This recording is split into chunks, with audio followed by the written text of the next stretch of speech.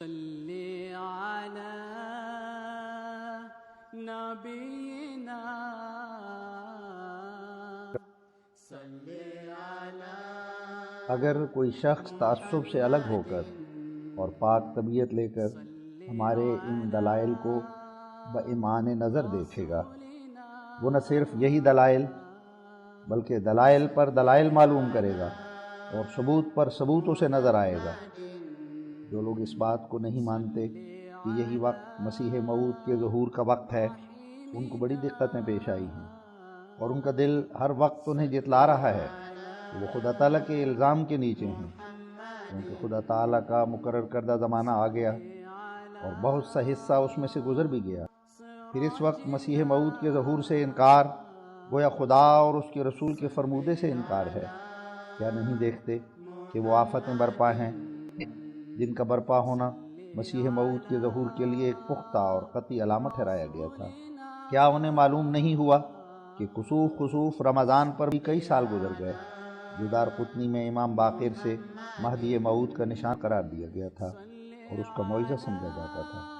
اور یہ نشان مہدی موعود یعنی خسوف ماہ رمضان میں فتاوی ابن حجر میں لکھا گیا تھا، جو حنفیوں کی ایک نہایت معتبر کتاب ہے۔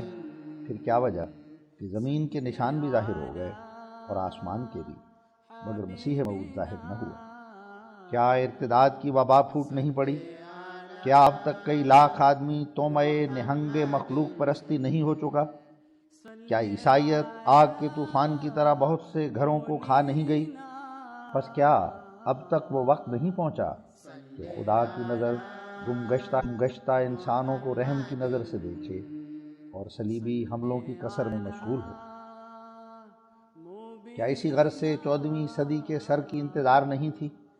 سچ کہو، عام مسلمانوں کا کانشنس بموجب قول مشہور زبان خلق نکارہ خدا 14ویں صدی کی نسبت کیا بول رہا تھا کہ بھائیو آؤ خدا سے سلو کرو، سچی پرہیزگاری سے کام لو۔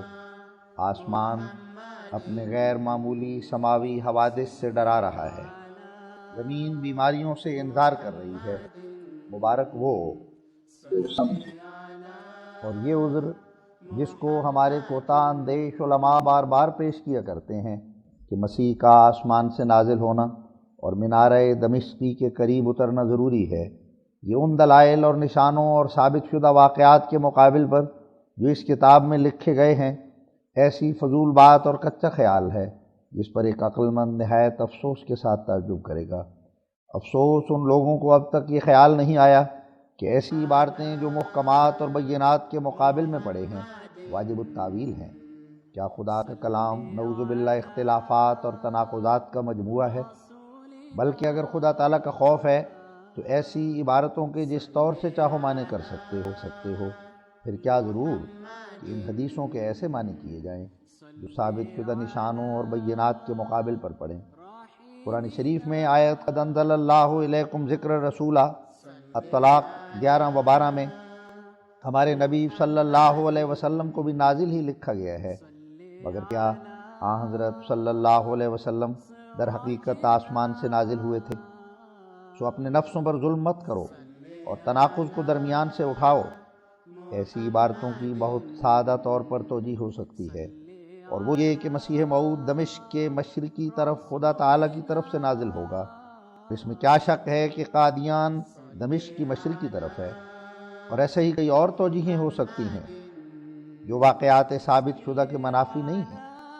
بعض نادان کہتے ہیں کہ بعض اقوال صحابہ میں نزول کے ساتھ الہ کا لفظ آیا ہے جو اوپر سے نیچے کی طرف کے لیے مستعمل ہے، مگر وہ نہیں سمجھتے کہ جس حالت میں استعارہ کے طور پر خدا تعالیٰ کے ماموروں کی نسبت توریت اور انجیل اور قرآن میں یہ محاورہ آ گیا ہے کہ وہ آسمان سے نازل ہوتے ہیں، تو اس صورت میں استعارے کے طور پر مسیح موعود کے نزول کے ساتھ الہ کا لفظ ملانا کون سی غیر محل بات ہے؟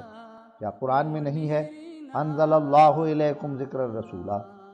اور اس حالت میں قرآن شریف سے قطعی طور پر حضرت عیسیٰ علیہ السلام کی وفات ثابت ہوتی ہے، اور صحیح بخاری میں ان آیات کے معنی بھی وفات دینا ہی بیان کیا ہے۔ اور بڑے بڑے اماموں جیسے امام مالک اور ابن حزم کا بھی یہی مذہب ہے، تو پھر کیوں اسلام کے عقائد میں ناحق تفریقہ اور تناقض پیدا کیا جاتا ہے۔ ہمارے مخالف اس کا جواب بجز دھوکہ اور خیانت کی باتوں کے کچھ بھی نہیں دے سکتے۔ غایت کار کہتے ہیں کہ بخاری میں جو یہ حدیث ہے کہ حضرت صلی اللہ علیہ وسلم نے وفات پانے میں اپنے تئیں حضرت عیسیٰ علیہ السلام سے مشابہت دی اور فرمایا کما قال العبد الصالح، اس سے سمجھا جاتا ہے کہ حضرت عیسیٰ علیہ السلام حضرت صلی اللہ علیہ وسلم کی طرف فوت نہیں ہوئے، کیونکہ مشبہ اور مشبہ بہ میں فرق چاہیے۔ اب دیکھنا چاہیے کہ کس قدر مکر اور دجل ہے کہ یہ لوگ استعمال میں لا رہے ہیں۔ عقل مند سوچیں کہ مشبہ اور مشبہ بہ میں کسی قدر فرق تو ضرور ہوتا ہے، مگر کیا یہ فرق کہ ایک زندہ ہو اور دوسرا مردہ، مردے کو زندہ سے کیا مشابہت ہے اور زندہ کو مردے سے کیا مناسبت؟ بلکہ علم معانی میں اس امر کی تصریح کی گئی ہے کہ اصل امر میں مشبہ اور مشبہ بہ اشتراک رکھتے ہیں۔ مثلا اگر یہ کہا جائے کہ زید شیر کی مانند ہے تو زید اور شیر دونوں مشبہ اور مشبہ بہ ٹھہریں گے، لیکن اس تشبیہ سے یہ مراد ہرگز نہیں ہوگی کہ زید بزدل ہے اور شیر شجاع ہے، بلکہ اصل امر جو شجاعت ہے دونوں کا اس میں اشتراک ہوگا، اور صرف یہ فرق ہوگا کہ وہ ایک درندے کی شجاعت ہے اور یہ ایک انسان کی شجاعت، مگر نفس امر شجاعت دونوں میں پایا جائے گا۔ یا مثلا یہ جو